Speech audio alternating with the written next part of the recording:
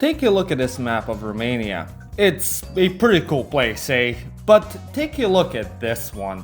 If you've ever looked at an ethnic map of the country, you've probably noticed that right in its heart, there is a huge deviance where very few Romanians live. Known as Székely land or colloquially as Szekelyfold, this land is inhabited by Hungarians known as the Székely.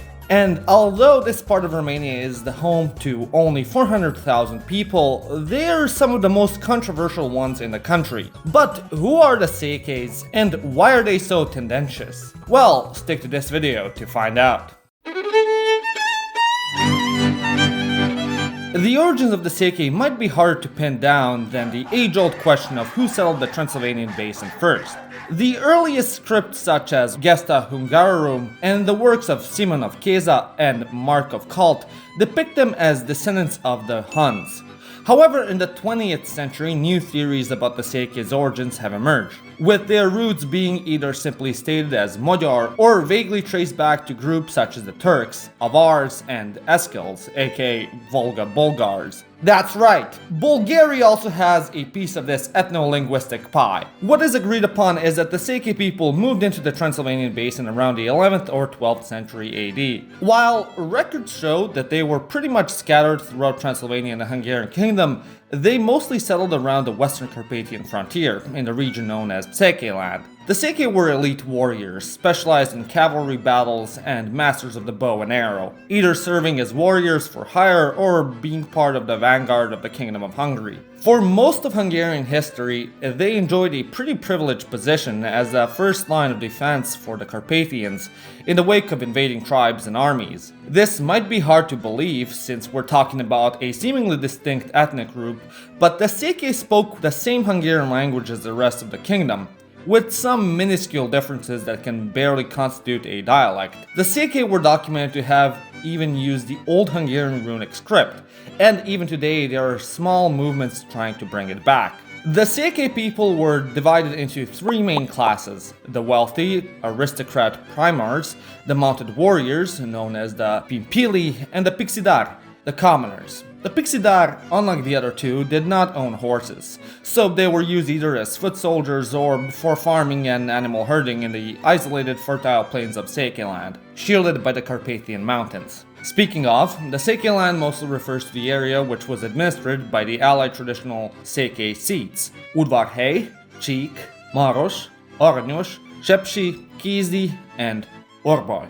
These 7 seats later became 5 when the latter 3 united into the seat of Háromszék, which literally means 3 seats. Udvarhely was considered the main seat as it housed the main town in which the national Székely assemblies were held, Székely Udvarhely, today known as the Odorheiu Szekelyesc in Romanian. Nowadays, the Székely are known for 2 reasons. Okay, 2 other reasons other than their fight for autonomy. Their beautiful ornate wooden Székely gates and perhaps the best cake known to man, the Körtös Kalács. Say what you will about the Romania versus Hungary fights, you will never hear a proud Romanian call this delicacy goddamn Kozanák Szekelyesc. Also, fun fact, despite being inspired by the brutality of Wallachian leader Vlad the Impaler, Dracula is actually depicted in Bram Stoker's novel as a Székely Hungarian. So, sorry Romanian chuds, the Székely gets the girl.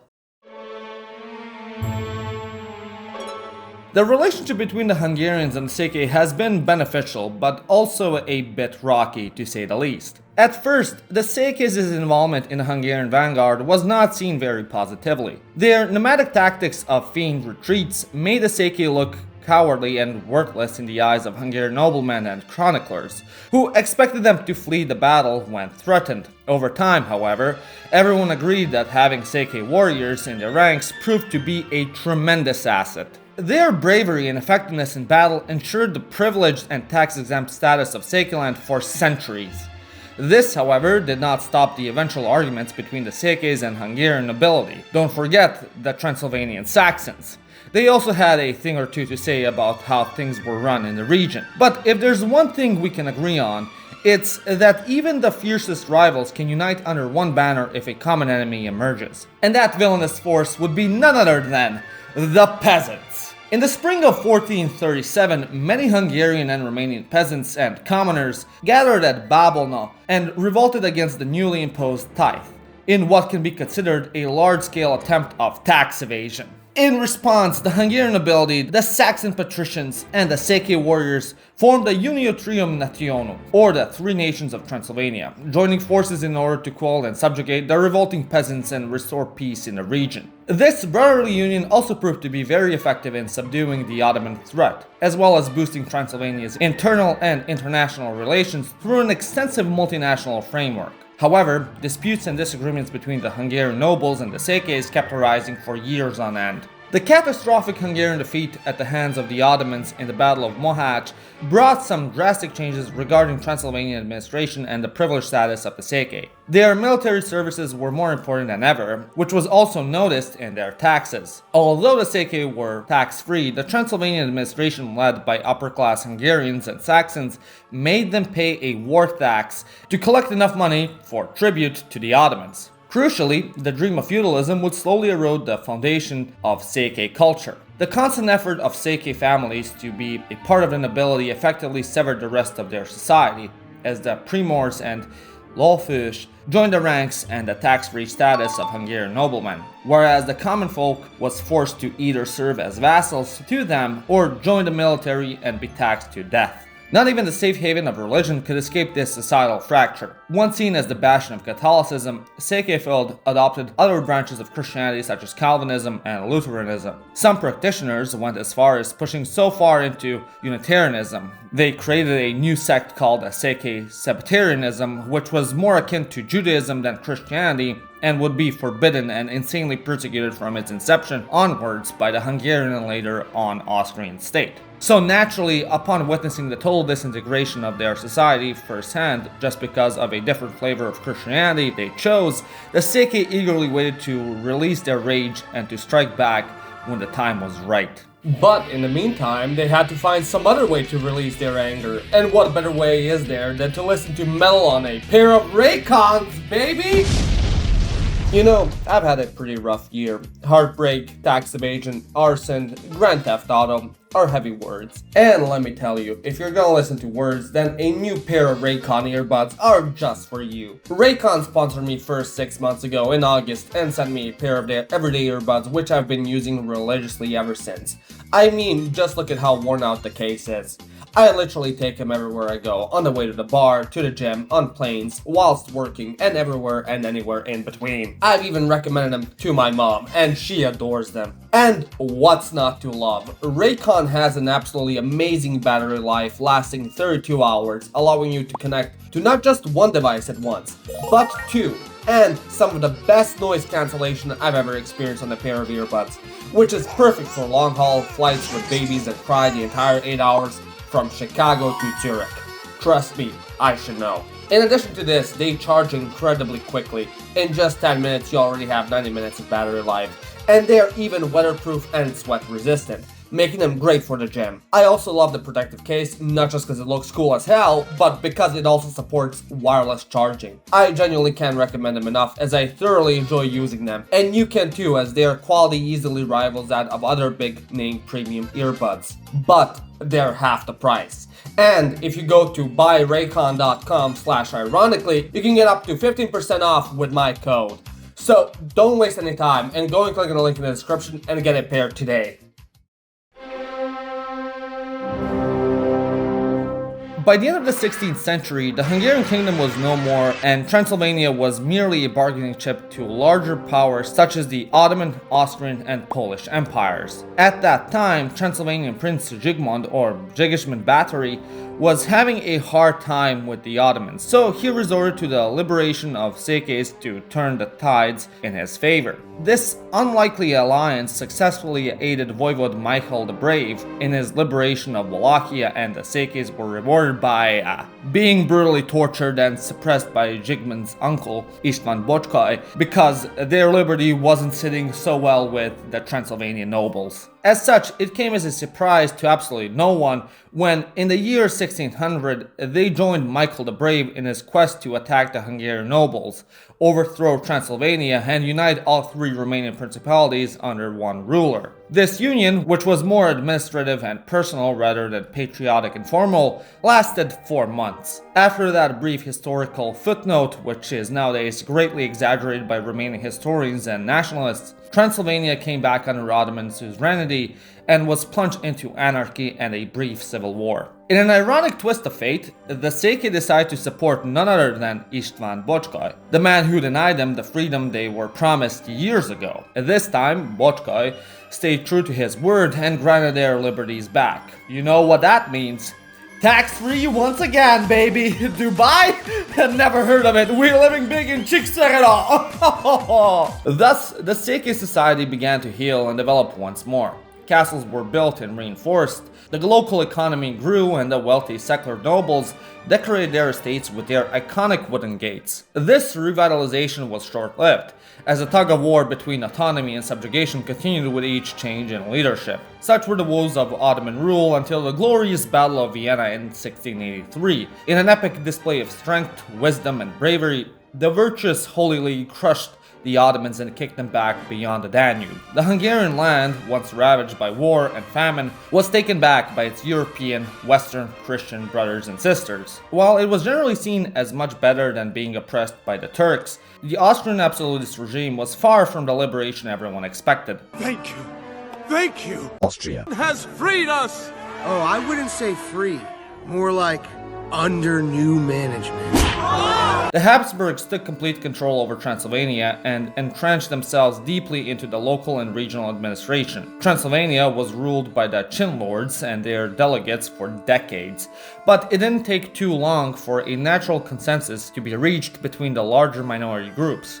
The Austrian Empire sucks ass. Seeing their properties and rights get aggressively taken by the Habsburg administration, the Székely gathered at Modefavo and revolted, armed and ready to take their rights and liberties back. The Austrians retaliated accordingly, calling the imperial army to attack the village and slaughter hundreds of Székelys in the events known as the Székelyfold, the Székely massacre. The Romanians revolted too, through various demonstrations such as the Jobbag uprising led by Horea, Kloska, and Krishan. They also failed, and the 3 revolutionaries were sentenced to death by wheeling, a gruesome torture and execution method in which the victim's body and bones are crushed and mutilated by a giant heavy wheel. Hungarians revolted a bit harder, many times in fact, and were perhaps the most justified to do so.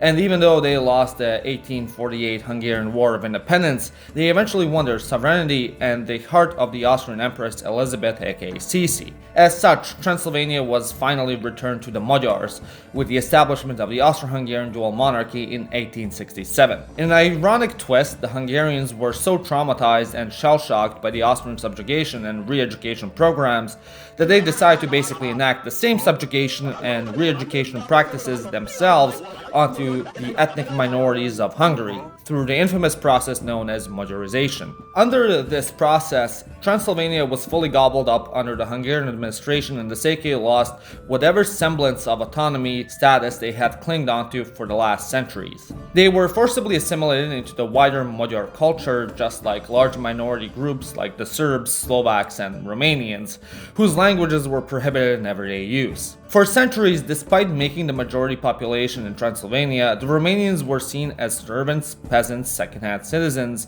unfit to have rights, pursue education, practice orthodoxy, or have high-end jobs. Their only purpose was to work, pay taxes, and maybe join the Hungarian army as cannon fodder. Meanwhile, beyond the Carpathian Range, Moldavia and Wallachia had finally established an independent united Romanian kingdom, and were eager to accomplish the national dream of uniting with Transylvania as well. For decades, they plotted and schemed until the First World War, where they unveiled their secret weapon: elite cheese tactics. Romania joined the war in 1916, got swiftly pounded by the Central Powers, surrendered, and then joined back in 1918, just one day before its end on the side of the Entente. So, technically, Romania won the First World War. Outstanding work. And their spoils of war: Transylvania, baby. Now, let's jump further to the Second World War. While Romania pretty much doubled in size and population, Hungary was shrunk to a third of its size due to the treaty that shall not be named. So, They were frothing at their mouths to take revenge on them. Supported by the Axis, the Hungarians predictably penetrated Romania in 1941, taking back northern Transylvania and Székelyland, producing this iconic border gore that would surely solve ethnic and national tensions. At the same time, the Soviet Union reclaimed Bessarabia, so caught between a rock and a hard place, Romania reluctantly joined the Axis as well. They were paramount in Hitler's charge into Soviet territory while also enjoying their fair share of war crimes, as per usual. However, as soon as Stalin and his troops pushed them back, the Romanians couldn't handle the heat, so they switched sides and turned on the Germans and Hungarians. So, once again, Romania won another world war. 2 for 2, baby! And what was their reward this time?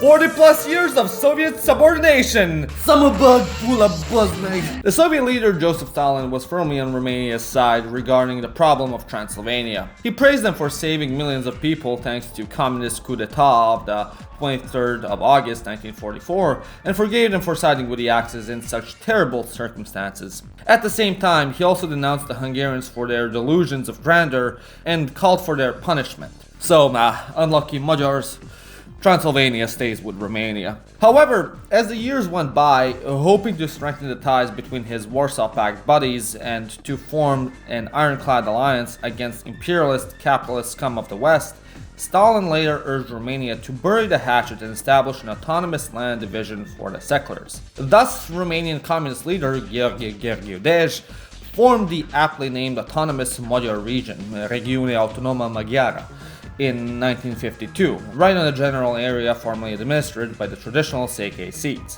In 1960, it was renamed the Mureș Autonomous Magyar Region, and its borders were slightly readjusted, including land swaps with the neighboring Stalin region below them. Yes, for about a decade, the city of Brașov was renamed to Stalin. The settlers' regained autonomy was sadly short-lived, as in 1968 the newly appointed Ceausescu regime sought to centralize all power to Bucharest. As such, the former regions were replaced by the 41 Romanian counties that have been left unchanged to this day. More crucially, this administrative reform officially brought the end of Hungarian autonomy in Székelyland, which was segmented into 3 counties of Mureș, Harghita, and Covasna. This was just the beginning of the persecution of Hungarians during the Ceausescu era. The Romanian dictator was hell-bent on achieving the dreams of national communism, which meant that the Hungarian people, just like other minorities, were forced out of their homes in urban centers like Cluj and Brașov and treated like second-class citizens compared to the privileged Romanians. Well, as privileged as one could be in a country on the brink of economic collapse. Also, remember when I mentioned that Transylvania also had a sizable German and Saxon Swabian community?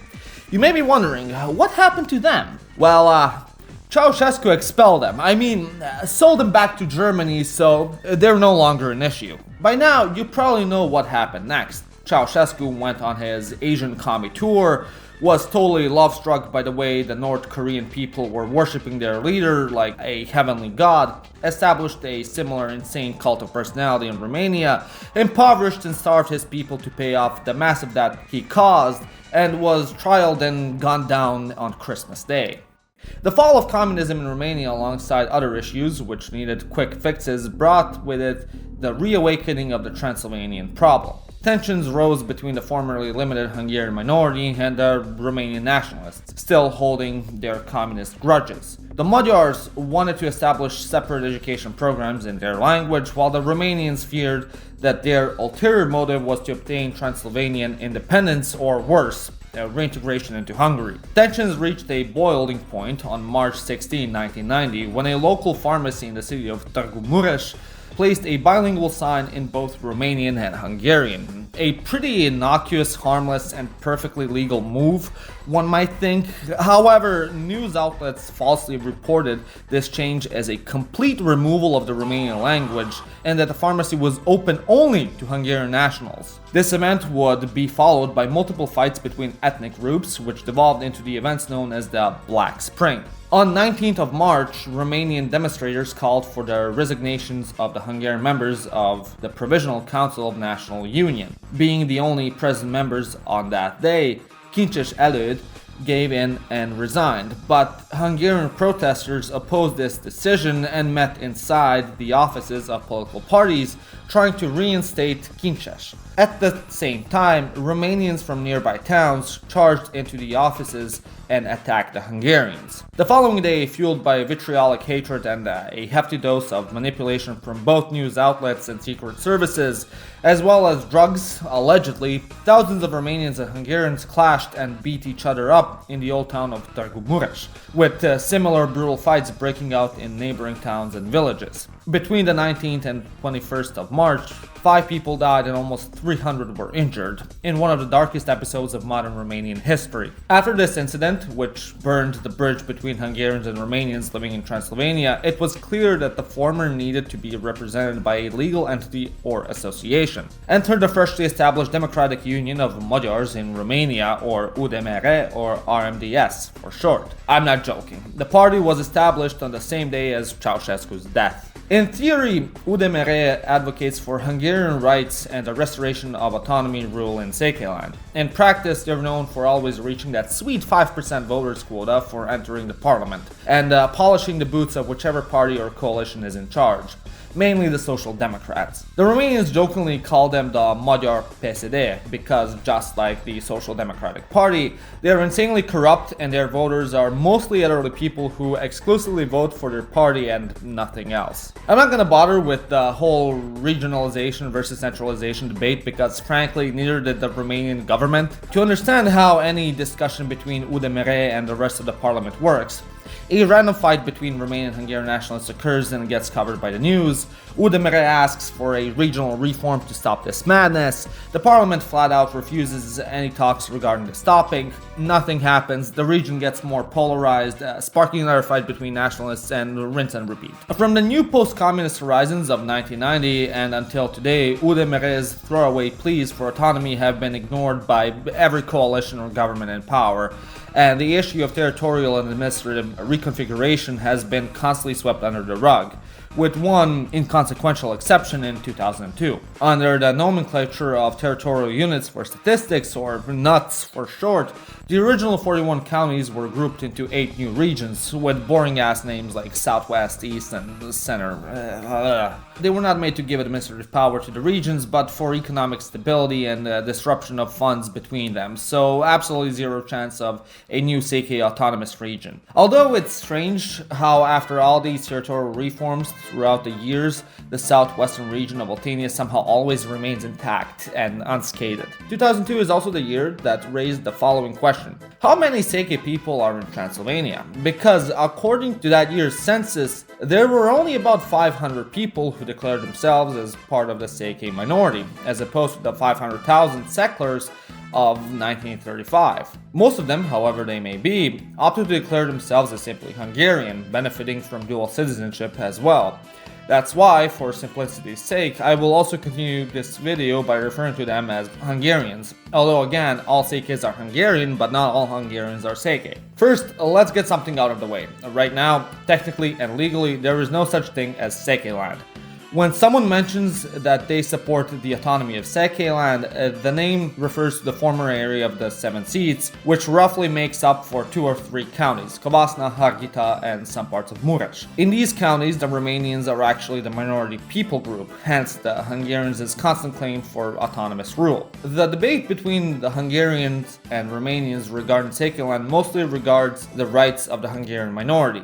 On one hand, the Hungarians claim that they are marginalized and hated, and that Harghita and Covasna are some of the poorest counties in Romania due to national negligence and lack of interest in representing their minorities. On the other hand, Romanians claim that settlers have gone too far and they falsely believe that they live in an independent state within the Romanian state, or an unofficial Hungarian enclave. They have their own flag, hymn, justice, and an administration system. Some settlers are even trying to bring back the old script and establish a bank.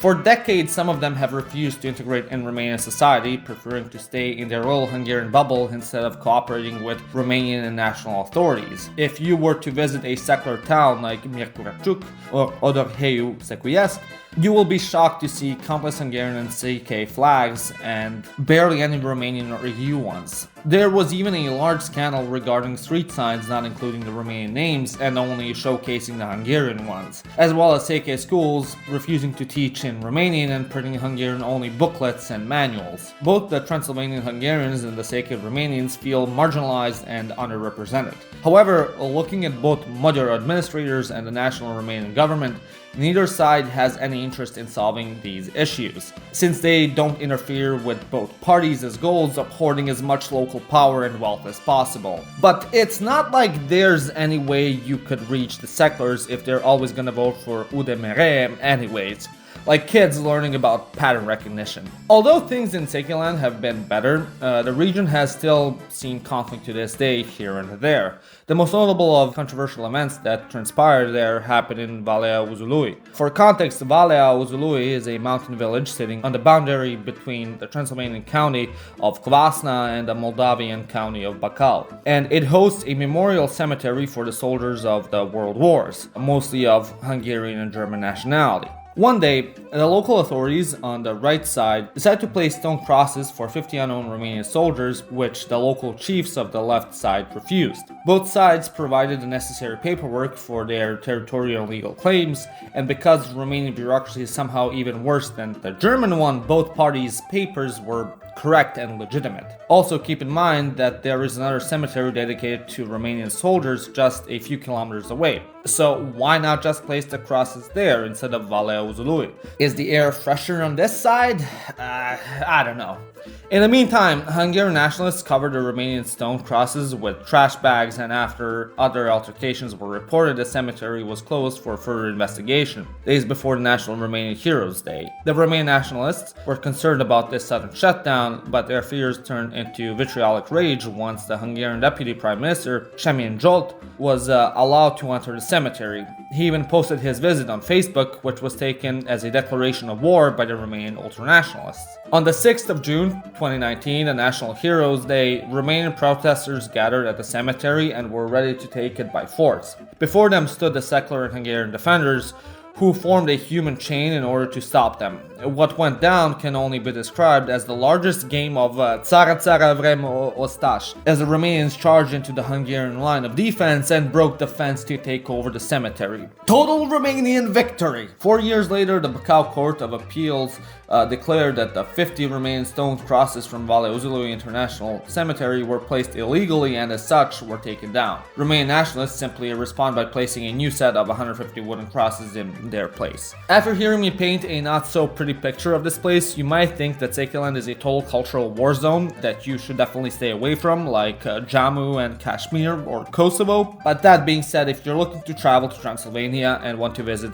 the picturesque tourist trap of Sighișoara or the salt mines of Pride, you shouldn't assume that Hungarians are gonna shank you if they catch you speaking Romanian, or vice versa. Other than the usual nationalistic nutcases and a few incidents worthy of r/mildly infuriating, or at the very least r/public freakout, like the infamous 2017 Kaufland incident, things are pretty chill around here. The younger generation doesn't give a shit about this debate, with the majority of young Romanians and Hungarians opting to cooperate and let bygones be bygones instead of wasting their time arguing which cheese grating language must be spoken in which plot of land. Romania and Hungary's relations are currently at their best and most lucrative in modern history, thanks to both countries' membership in strategic alliances such as the EU and NATO. Even Viktor Orban, in spite of his many infamous quotes and statements against Romania, has acknowledged the importance of good trade deals between Hungary and Romania, advocating for the latter's entry into the Schengen area.